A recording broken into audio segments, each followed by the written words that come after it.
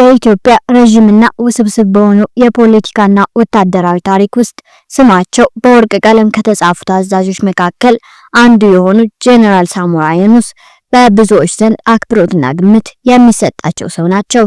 የኢትዮጵያ መከላከያ ሰራዊትን ኢኤንዲኤፍ ለበርካታ ዓመታት በዋና ኢታማዦር ሹምነት የመሩት እኚህ ታላቅ መሪ የሀገርን ዳር ድንበር በማስከበርና የሰራዊቱን ዘመናዊነት በማጎልበት ከፍተኛ አስተዋጽኦ አድርገዋል። ታዲያ በ2020 መገባደጃ ላይ የትግራይ ጦርነት ደመናዎች በኢትዮጵያ ሰማይ ላይ ሲጠቋቁሩና አገሪቱን ወደ ከባድ ቀውስ ሲያስገቡ ብዙዎች የጄኔራሉን አቋም በጉጉት ሲጠብቁ ነበር። ከዚህ ከባድ ግጭት ራሳቸውን ለምን አገለሉ? ለምን ገለልተኛ ሆነው ቀሩ? ይህንን አነጋጋሪ ጥያቄ በጥልቀት እንመርምር። የሳሞራ የኑስ ገለልተኝነት በቀላሉ ሊታይ ከሚችለው በላይ በርካታ ውስብስብ ምክንያቶችና ተግዳሮቶች የተሸከመ ነበር። የሳሞራ የኑስን ከጦርነቱ መገለል ለመረዳት የመጀመሪያውና ይፋዊው ቁልፍ ነጥብ ከግጭቱ ፍንዳታ ከ2 ዓመታት በፊት ማለትም በ2018 ከረጅም ዘመን የክብር አገልግሎት በኋላ ከወታደራዊ ማዕረጋቸውና ከስልጣናቸው ጡረታ መውጣታቸው ነው።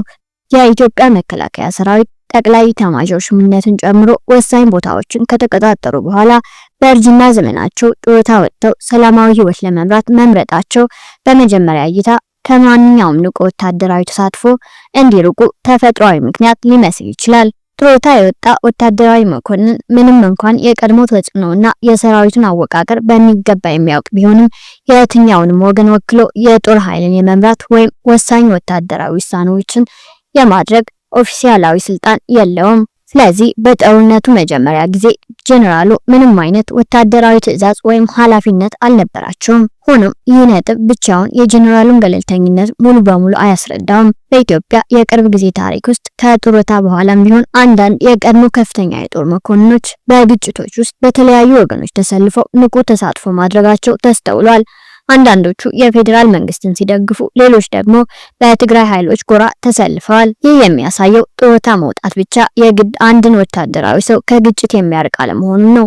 በዚህ አንጻር የጄኔራል ሳሞራ የኑስ አቋም ይበልጥ ልዩና አነጋጋሪ ያደርገዋል። ነገር ግን የሳሞራ የኑስ ገለልተኝነት ከቀላል ጡረታ በዘለለ ጥልቅና ውስብስብ የሆኑ ምክንያቶች እንዳሉት የሚያመላክቱ መረጃዎች አሉ። በአንዳንድ የታመኑ ትንተናዎችና ሪፖርቶች መሰረት ጄኔራል ሳሞራ የኑስ በጦርነቱ ወቅት የቁም እስረኛ እንደነበሩ ይነገራል። ይህ ማለት እሳቸው ከጦርነቱ የራቁት በራሳቸው ፍቃድ ወይም ምርጫ ብቻ ሳይሆን ከማንኛውም ንቁ ተሳትፎ በአካል የታገዱ እንደነበር ነው። ይህ መገለል የመጣው በእስር ሰንሰለት ታስሮ የውጭውን ዓለም እንዳያዩ ተከልክሎ አይደለም። ይልቁንም በተከታታይ ጥበቃ ስር በመሆን የመንቀሳቀስና የመገናኘት ነፃነታቸው ሙሉ በሙሉ በመገደቡ እንደነበር ይነገራል። ይህ ሁኔታ የሰራዊቱን አወቃቀር፣ ስትራቴጂና የጦርነት አካሄድ በሚገባ የሚያውቅ እንደሳቸው ያለ ከፍተኛ ወታደራዊ መሪ በወቅቱ የነበራቸው ተጽዕኖ ምን ያህል በሁለቱም ወገን እንደተፈራና እንደተፈለገ ያሳያል። ሪፖርቶቹ እንደሚጠቁሙት ይህ ቁጥጥር የተደረገው በከፍተኛ ደረጃ ቅንጅት በተሞላበት መንገድ ነው። የኤርትራ ደህንነት ኃይሎች ከኢትዮጵያ መንግስት ጋር በመተባበር ሳሞራ የኑስን በጥበቃ ስር አድርገውት ነበር። የኤርትራ ኃይሎች በዚህ ውስጥ መግባታቸው የሁለቱም መንግስታት ከፍተኛ የመተማመንና የትብብር ደረጃ የሚያሳይ ሲሆን የጄኔራሉን ስብዕናና በእምቅ ደረጃ ሊኖራቸው የሚችለውን ተጽዕኖ የሁለቱም መንግስታት አመራሮች ምን ያህል በቁም ነገር እንደሚመለከቱት ፍንጭ ይሰጣል። በጦርነቱ ውስጥ የትኛውንም ወገን እንዳይደግፉ፣ እንዳይመክሩ ወይም እንዳይቀላቀሉ በጥብቅ ክትትል ስር እንዲቆዩ ተደርጓል። ይህ ማለት ገለልተኝነታቸው የመጣው በግል ፍላጎት ሳይሆን ባልተጠበቀና ከቁጥጥራቸው ውጪ በሆነ ሁኔታ የተጫነባቸው መሆኑን ነው። ከዚህም በላይ አንዳንድ ዘገባዎች እንደሚጠቁሙት ጄኔራል ሳሞራ የኑስ ገና ጦርነቱ ሳይፋፋም ወይም ደግሞ በቁም እስር ከመሆናቸው በፊት ከአንድ መገናኛ ብዙሃን ጋር ባደረጉት ቆይታ ጦርነቱን እንደማያምኑበት በግልጽ ተናግረው ነበር። እሳቸው ይህ ጦርነት በኃይል አለመመጣጠን የተነሳ ሊፈጠር የሚችለውን ሰፊ ጥፋትና በተለይም በትግራይ ክልል ላይ ሊያመጣ የሚችለውን ታላቅ አደጋ አስቀድመው ተንብየው እንደነበር ይነገራል። እንደ አንድ የጦር ስልት አዋቂ የእሳቸው እይታ ከግል ስሜት ያለፈ በወታደራዊ ሳይንስና በእውነታ ላይ የተመሰረተ ነበር። የፌዴራል መንግስት ያለው የሰራዊት ብዛት፣ የጦር መሳሪያና የአየር ኃይል የበላይነት ከትግራይ ኃይሎች አቅም ጋር ሲነጻጸር ያልተመጣጠነ መሆኑን ጠንቅቀው ያውቁ ነበር። ይህ ደግሞ በጦርነቱ ወቅት ከፍተኛ የሰው ሕይወት መጥፋት፣ የንብረት ውድመትና ሰፊ ሰብአዊ ቀውስ ሊያስከትል እንደሚችል በመተንበይ ለግጭቱ ያላቸውን ተቃውሞ ገልጸው ነበር። ይህ መግለጫ የጄኔራሉን የቁም እስር ሁኔታ የበለጠ ትርጉም ያለው ያደርገዋል። ምናልባትም እሳቸው የጦርነቱን አስከፊነት አስቀድመው በመናገራቸውና የፖለቲካው ለውጥ በፈጠረው አዲስ ሁኔታ ውስጥ የአገዛዙን አካሄድ በመቃወማቸው የተነሳ ለዚህ ጥብቅ ክትትልና የቁም እስር ተዳርገው ሊሆን ይችላል። ይህ ውስብስብ ገለልተኝነት የራሱ የሆነ የጎንዮሽ ገጽታም ነበረው። በጦርነት ወቅት በትግራይ ህዝብና በመሪው ድርጅት ህወሓት ዘንድ የጀነራል ሳሞራ የኑስ አቋም በብዙዎች ዘንድ ተቀባይነት አላገኘም። ምንም እንኳን እሳቸው በግዳጅ ገለልተኛ ሆነው ቢቆዩም በክልሉ ውስጥ ያለመተግበራቸውና ከትግራይ ህዝብ ጎን አለመቆማቸው እንደ ክህደት ታይቷል። በተለይ አንዳንድ የትግራይ ተዋጊዎችና የህዝብ ክፍሎች እሳቸውን ባንዳ ወይም ከሃዲ በማለት እስከ መጥራት የደረሱ ሲሆን ይህ የሰራዊቱን መሪነት ለረጅም ጊዜ የተረከቡ ሰው በክልሉ ላይ በደረሰው ጥቃት ወቅት ከጎናቸው አለመሰለፋቸው ስሜታዊ ቁስለት ፈጥሯል። የአመለካከት ጀነራሉ በጦርነቱ ሊያስከትሉ የሚችለው ጥፋት ላይ የሰጡትን ማስጠንቀቂያ ወይም በግዳጅ ገለልተኛ መሆናቸውን ከግምት ውስጥ ሳያስገባ በግጭት ወቅት የሚፈጠረውን የፖለቲካና የሞራል ጫና የሚያሳይ ነው። በአጠቃላይ ጀነራል ሳሞራ የኑስ ከትግራይ ጦርነት ገለልተኛ ሆነው የመቆየታቸው ታሪክ እጅግ ውስብስብ ነው። መነሻው በጥሮታ መውጣታቸው ኦፊሴላዊ ስልጣን እንዳይኖራቸው ማድረጉ ቢሆንም ዋነኛውና ወሳኙ ክፍል ደግሞ በኤርትራ ደህንነት ኃይሎች ከኢትዮጵያ መንግስት ጋር በመተባበር በቁም እስር እንዲቆዩ መደረጋቸው ነው። ከዚህም በላይ ጦርነቱ ሊያስከትል የሚችለውን አደጋ አስቀድመው ተንብየው የኃይል አለመመጣጠን በመጥቀስ ተቃውሟቸውን ገልጸው እንደነበር የሚያሳዩ ዘገባዎች የእሳቸውን አቋም ከግል ምርጫነት ወደ መርህ ላይ የተመሰረተ ተቃውሞ ከፍ ያደርገዋል። ይህ ሁሉ ተዳምሮ የመንቀሳቀስ ነፃነታቸውን በመንፈግ ከፍላጎታቸው ውጪ ከግጭቱ ውጭ ሆነው እንዲቀሩ አስገድዳቸዋል። ይህ አስገዳጅ ገለልተኝነትም ቢሆን በትግራይ ህዝብ ዘንድ አሉታዊ በሆነ መንገድ መታየቱ የጀነራሉን ሁኔታ ይበልጥ አሳዛኝ ያደርገዋል። ታሪካቸው በጦርነት ወቅት አንድ ተደማጭነት ያለው ወታደራዊ መሪ እንዴት ከጨዋታ ሊወገድ እንደሚችል ብቻ ሳይሆን ማስጠንቀቂያ ቢሰጥም ድምፁ ታፍኖ በግዳጅ ዝም ሊባል እንደሚችል እንዲሁም የእንደዚህ አይነት ሁኔታ የሚያስከትለውን ውስብስብ የሞራልና የፖለቲካ ውዝግብ የሚያሳይ አሳዛኝና አስተማሪ ምሳሌ ሆኖ ይቀራል።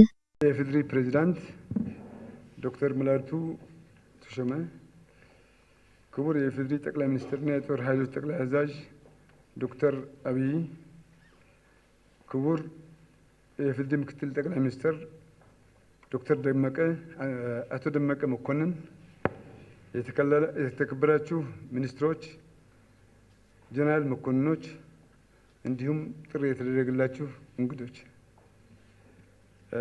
በመጀመሪያ ለተሰጠኝ ሽልማትና ክብር ምስጋናዬን ያቀረብኩ፣ ሽልማቱ ለህገ መንግስታዊ ስርዓቱና ለህዝቡ ብቻ የሚያገለግል መሆኑ በተግባር ላሳየ ለመላው የፌዴራል መከላከያ ሰራዊትና አመራር አባላት የመንግስትና የህዝብ እውቅና ነው። ስለሆነም ለእውቅናው እጅግ የላቀ ምስጋናዬን አቀርባለሁ። ባለፉት ዓመታት የመከላከያ ሰራዊቱ ወይም ተቋማችን ለተሰጠውና ለሚሰጠው ተልዕኮ ብቁና የተዘጋጀ እንዲሆን ቀጣይነት የነበራቸው ሰፋፊና በርካታ የአቅም ግንባታ ስራዎች ሲሰሩ ቆይተዋል። የመከላከያ ኃይላችን የማድረግ ችሎታ አሳድጓል። በየደረጃው በርካታ መሪዎች መፍጠር ተችለዋል። ሰራዊታችንን አንድነቱንና ህዝባዊ ባህሪውን አጠናክረዋል። በተሰማራው ሁሉ የተሰጠውን ግዳጅ በላቀ ውጤትና በድል መፈጸም የሚችል ሆነዋል። ከድህነት ለመውጣት እየታገለች ባለች ሀገር የተገኘ የሀገር ሀብትን ቅድሚያ ለልማት እና ለማህበራዊ እድገትና ብልጽግና አድርጋ በምትንቀሳቀስ ሀገር የተገነባው የመከላከያ ኃይላችን ትልቅ ኢኮኖሚ ያላቸው ሀገሮች የሚያደንቁትና የሚመኙት መሆን የቻለ ሲሆን በሰላም ማስከበር ግዳጆችም የሚወደድና ተመራጭ ኃይል መሆን ችለዋል። ክቡር የፌዴሪ ፕሬዝዳንት፣ ክቡር የፌዴሪ ጠቅላይ ሚኒስትርና የጦር ኃይሎች ጠቅላይ አዛዥ፣ ክቡራትና ክቡራን፣ የመከላከያ ኃይላችን ከህዝብ ተነጥሎ የማይኖር ከመላው የኢትዮጵያ ህዝቦች አብራክ የወጣ የህዝቦች ክብርና ባህል የሚያውቅ የህዝቦች ጥቅም የሚያስቀድም ሀገራችንን ኢትዮጵያ የተረጋጋ ሰላም እንዲኖራት የህዝቦች ሉዓላዊነት ከማንኛውም ጥቃት የሚከላከልና መስዋዕት እየሆነ ያለና ለዚህ ተልእኮ መስዋዕት መሆን ክብር ነው ብሎ የሚያምን ነው። በህዝባዊነቱ በጀግንነቱ የታመነለት ሰራዊት ነው። ይህ እንደተጠበቀ ሆኖ በግዳጅ አፈጻጸም ስህተቶች ሊፈጽም ይችላል። ስህተቶች ሲፈጽምም አግባብነት ባለው መንገድ እንዲያስተካክል ማድረግ በህገ መንግስታችን መርህ መሰረት ከህግ በላይ የሚሆን የማይጠየቅ ሰው እንደሌለ ሁሉ በህግ መጠየቅ ያለበት በህግ እንዲጠየቅ ማድረግ ይገባል። ከዚህ ውጭ ሰራዊቱ እንዲዳከም ሀገራችን ሰላም እንዲኖራትና በጸረ ድህነት ትግሉ እንዳታሸንፍ ወይም እንዳናሸንፍ ለማይፈልጉ ኃይሎች አሳልፎ መስጠት ተገቢ አይደለም። ስለሆነም ሰራዊቱ የመላው ኢትዮጵያ ህዝቦችና የሀገር አለኝታ ነው። አንድነቱና ጥንካሬውን እንዲሸረሸር ብሎም እንዲጠፋ ከሚፈልጉ ኃይሎች እንጠብቀው፣ እንንከባከበው። እኛ ሳናከብረው ሌላው ሊያከብረውና ሊጠብቀው አይችልም። ክቡራትና ክቡራን፣ የመከላከያ ኃይላችን በማቋቋሚያ አዋጅ መሰረት የኢትዮጵያ ህዝቦች መምሰል የቻለ ለህገ መንግስታዊ ስርዓቱና ለህዝቡ ብቻ የሚያገለግል የተሰጠውን የህገ መንግስታዊ ተልእኮ ጠንቅቆ የሚያውቅና የሚረዳ የህዝብ አለኝታ የሆነ ኃይል ነው። ካለ የመንግስትና የህዝብ ድጋፍ የትም አይደርስም፣ የትም መድረስ አይችልም። ስለሆነም ቀጣይ የሆነ ድጋፍ ያስፈልገዋል። ከተልእኮውና ከባህሪው ተጣጥሞ ከዘመኑ ጋር የበለጠ እንዲዘምን ማድረግ ያስፈልጋል። የኢትዮጵያ ህዝቦች ምርጥ ልጆቻቸው በመላክ ማጠናከር ያስፈልጋል።